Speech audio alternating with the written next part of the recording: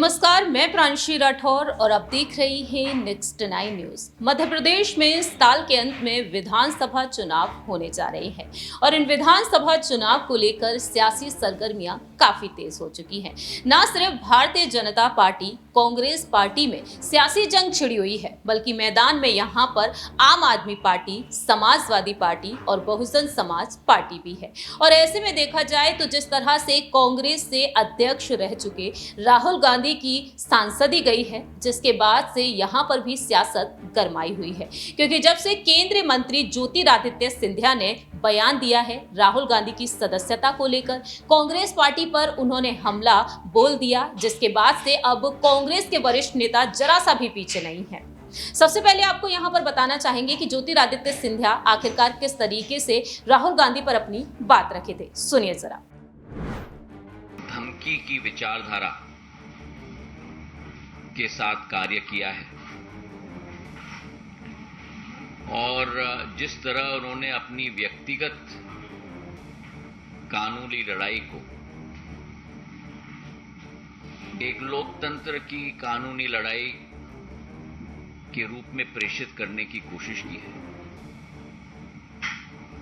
उससे एक बात तो स्थापित हो चुकी है कि कांग्रेस पार्टी इस देश में लोकतंत्र के साथ खिलवाड़ करने में और नई लो पर जाने में कोई कमी नहीं छोड़ेगी। जिस तरीके से they are trying to do everything possible to stay politically relevant और अपने आप को, मैं ये कहूंगा कि एक लोकतंत्र की लड़ाई नहीं लेकिन एक स्वार्थ की लड़ाई लड़ी जा रही है, इसकी हम जितना निंदा करें वो कम होगा। आप सब वाकिफ हैं कि ये पहली बार नहीं है कि कोई व्यक्ति, कोई सांसद की संसदीय सदस्यता को बर्खास्त की गई है।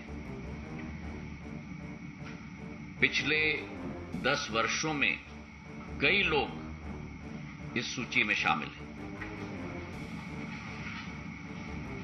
जयललिता जी हैं, आजम खां हैं, कांग्रेस के सांसद रशीद मसूद हैं। पर ये क्या कारण है कि इस बार इतना हंगामा किया जा रहा है? इस बार लोकतंत्र के मंदिर को, हमारे संसद को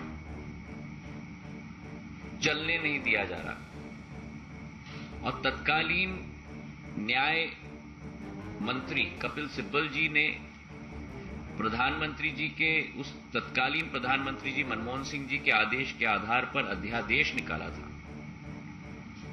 उसी अध्यादेश की जब प्रस्तुतिकरण की जा रही थी, तब उसी समय राहुल गांधी जी ने कहा था कि इस अध्यादेश को फाड़ के कचरे के टोकरी में फेंक देना चाहिए। तो फिर आज मैं पूछना चाहता हूं, ये हिपोक्रेसी क्यों है? इसका जवाब कांग्रेस पार्टी को देना होगा। और इसी के साथ जो अत्यंत आश्चर्यजनक वाक्य रहा राहुल गांधी जी के द्वारा कि मैं गांधी हूं और गांधी कभी माफी नहीं मांगते, और इसी के साथ साथ जो कांग्रेस की विचारधारा और कांग्रेस की नीति सदैव रही है कि जहां पार्टी के वरिष्ठ नेता, संसद के उपनेता ने संसद में कहा कि गांधी परिवार के लिए न्यायालय में अलग नियम होने चाहिए, ये इस बात का प्रमाण है कि कांग्रेस पार्टी के लिए कुछ लोग फर्स्ट क्लास सिटीजन्स हैं और आप और हम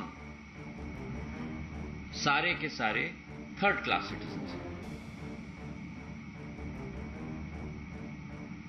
जो अत्यंत दुखद विषय है कि देश के पार्टी के विपक्ष के पार्टी के नेता एक समुदाय के विरुद्ध ऐसे टिप्पणी करें कि पूर्ण समुदाय चोर है। आपने सुना किस तरह से यहाँ पर ज्योतिरादित्य सिंधिया ने अपनी बात रखी, तो वहीं कांग्रेस से वरिष्ठ नेता पवन खेड़ा पीछे नहीं रहे, वह भी यहाँ पर निशाना साधते हुए नजर आए। यहाँ तक कि कांग्रेस से महिला नेत्री सुप्रिया सुले ने और अध्यक्ष मल्लिकार्जुन खड़गे के साथ साथ तमाम ऐसे नेता हैं जो सिंधिया पर लगातार पलटवार कर रहे हैं। साल 2020 में ज्योतिरादित्य सिंधिया ने कांग्रेस से इस्तीफा दिया और 22 विधायकों के साथ वह बीजेपी में शामिल हो गए, और अब देखा जाए तो बीजेपी एक बड़ा दांव खेल रही है सिंधिया को लेकर, क्योंकि सिंधिया को लेकर मांग ये उठ रही है कि सीएम पद की दावेदारी के लिए उन्हें आगे किया जाए। लेकिन दावे ये किए जा रहे हैं कि शिवराज सिंह चौहान या फिर बीडी शर्मा के चेहरे पर चुनाव लड़े जा सकते हैं। लेकिन सिंधिया को लेकर यहां पर यह बेहद बड़ा दावा किया गया कि दिल्ली की सियासत में तो वह एक्टिव है ही, लेकिन मध्य प्रदेश की सियासत में उन्हें एक्टिव तो किया गया है, लेकिन ज्यादा से ज्यादा अब उन्हें एक्टिव किया जाना है यहां पर आलाकमान की तरफ से। क्योंकि देखा जाए तो ग्वालियर चंबल संभाग जो उनका गढ़ कहा जाता है, वहां पर पहले से ही वह सेंधमारी करते हुए नजर आ सकते हैं। मल्लिकार्जुन खड़गे ने प्रत्याशियों को 6 महीने पहले वहां पर उतार दिया है, क्योंकि कांग्रेस वहां से कमजोर पड़ चुकी है सिंधिया के इस्तीफे के बाद से। अब यहाँ पर कुछ दावे किए जा रहे हैं।